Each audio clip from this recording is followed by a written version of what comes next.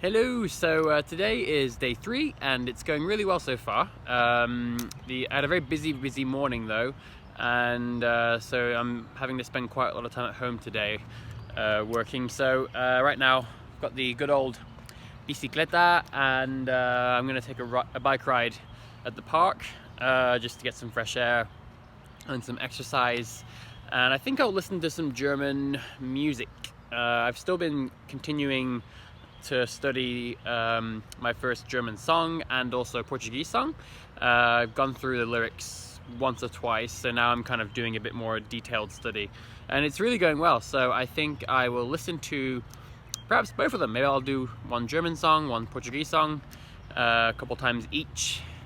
And yeah, I have to say, I know some people don't like repeating stuff, and that's a tricky one if you're someone that really hates repeating things, because I actually don't mind it at all, because I love the sensation of understanding a little bit more every time, and getting more and more comfortable with it. And also I know it's good for me, and I find that helps. So things that are not so desirable to do, things that aren't so fun, it does help me when I know that this is really good for me. It's like eating vegetables. I actually like vegetables, but there was a time when I didn't necessarily, but because I know they're so good for me, it makes it much easier to do it. So that's my mentality. Anyway, so I'm gonna jump on the good old bicycle now and get some exercise, and I'll catch up with you guys a bit later in my apartment / office.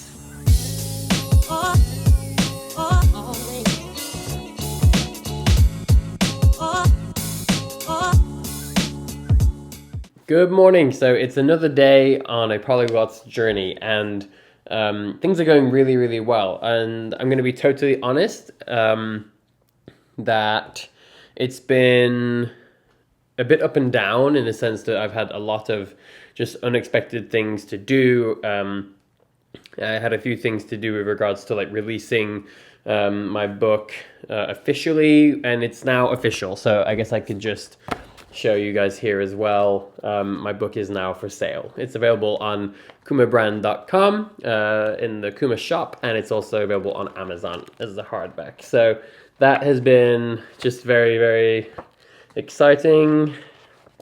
Just a little preview for those of you that haven't seen it, but I'm not going to make this about that. It's just to say that a lot of things related to the book and just last minute things and work made it a little bit tricky. Also, I'll do an update for the journey on becoming a professional web developer, but right now I'm also having to sort of build out my portfolio so I can look for my own freelance work. So just things like that, but it's all still going very well. So I'm still studying every day and I'm very content, but I just wanted to give you guys that snapshot that I'm sure it's the same for all of you. Things happen, things don't go exactly to plan. And that's why I will say, I'm going to keep saying it, having this has actually been really helpful. My dead time planner that you can find in the link on the screen and also in the description. So I'm really excited. I think I have about 50 downloads now. Around about 50 people have downloaded it and are using this and the tracking sheets. So I'm really happy about that. I really tried to organize the share folder. There's a folder for the dead time planners, and there are photographs of mine at different stages. There are photographs of my old and my new tracking sheets. So I'm really excited because I feel like this is turning into a system. So I have the book now, right? But now through this YouTube series, it's sort of turning into a really robust system. And we're seeing the results in me. So that's cool. So this has been really helpful. I haven't stuck to it exactly. In fact, I've rarely stuck to it exactly. But it's the fact that it's a guide that's been very helpful. Now, regarding studies and progress, I've been getting a lot done with Portuguese. So as of now, I'm up to lesson 11 on level 2. So you'll see that. And you'll also notice there's an extra section here now for songs. That one already existed on the German sheet here. Now, in the last episode, I talked about how I've been doing quite a bit of song lyrics. like studying German and Portuguese music, which is actually something I don't necessarily focus a lot of time on usually. I've done it, and I've enjoyed doing it. And I've also mentioned to you guys that I like writing songs in foreign languages, but I am certainly a big fan of doing what you're in the mood to do. And so I've been studying song lyrics, and it's actually been really, really cool. So in German, I finished studying the song Oft gefragt this morning by Annemie Kantereit, and I learned a lot of really cool words, a lot of really useful stuff, honestly. And then I also already started studying the song Nicht Nichts by the same artist. And again, I learned some really, really, really useful stuff already. And now when I hear the song, it's so funny because I've heard these songs many, many, many times, and I just hadn't understood what they were about. I had an inkling, based on the words I could pick up, but very often the songs end up being very different than what I thought. In Portuguese, I've actually studied 2 different songs, and great example. So there's a song by Enrique e Juliano, which is called Flor e o Beija-Flor. So, and the first line of the song is like, Essa é uma bela história de flor e beija-flor, right? And I heard uma flor, so I thought, oh, it's about flowers, and then I heard beija-flor, and I don't know why I connected it with like beauty, like a beautiful flower or something.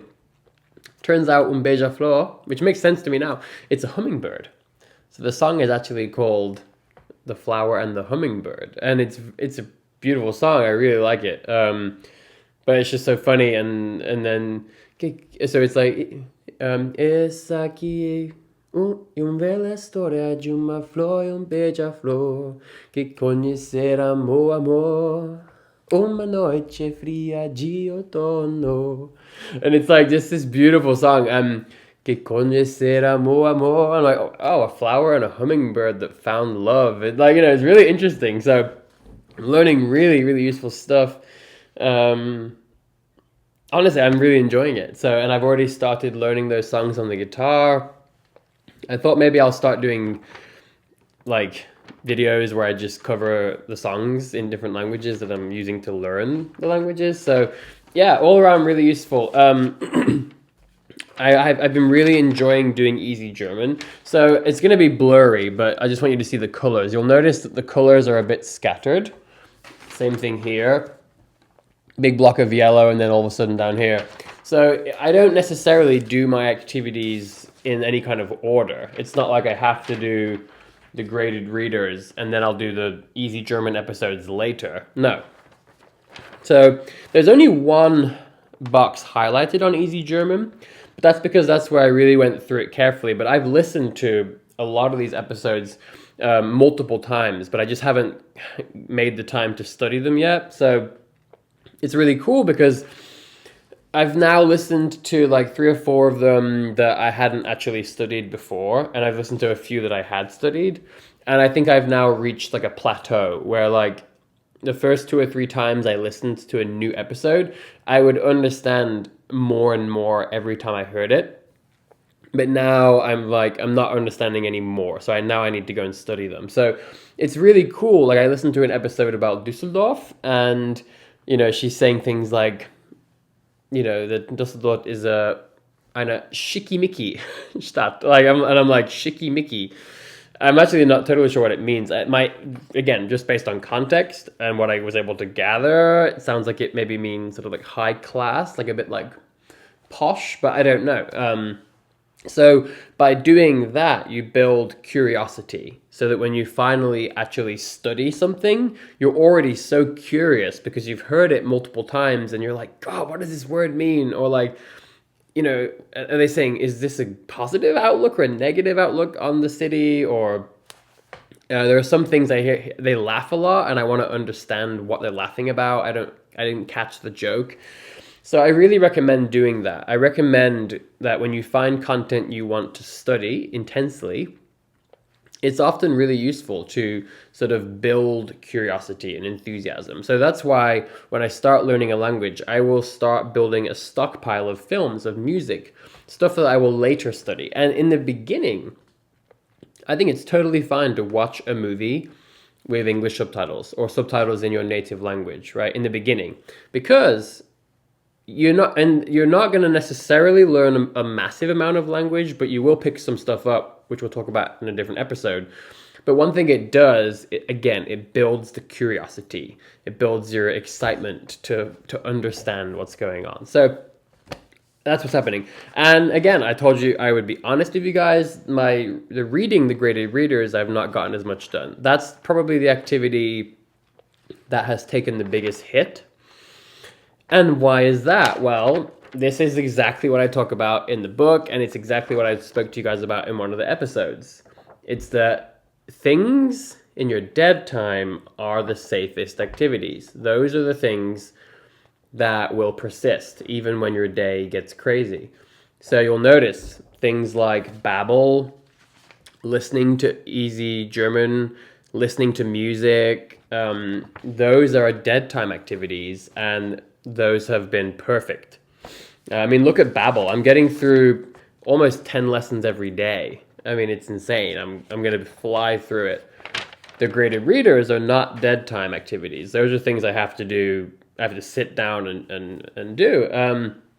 Now, I could do passive reading in my dead time, but I don't have as much passive reading time in my current schedule because I commute via bicycle.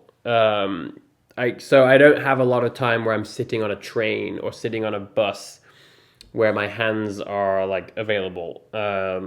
So again, I'm just really happy because it's kind of exactly what I told you guys is proving to be true. It's that the more dead time you can use, the better, because that is, I really believe that is what will make the difference. Because when you go through a week where you're just not able to make time for for studying, having that dead time persist through that is going to carry you, and it will keep your momentum.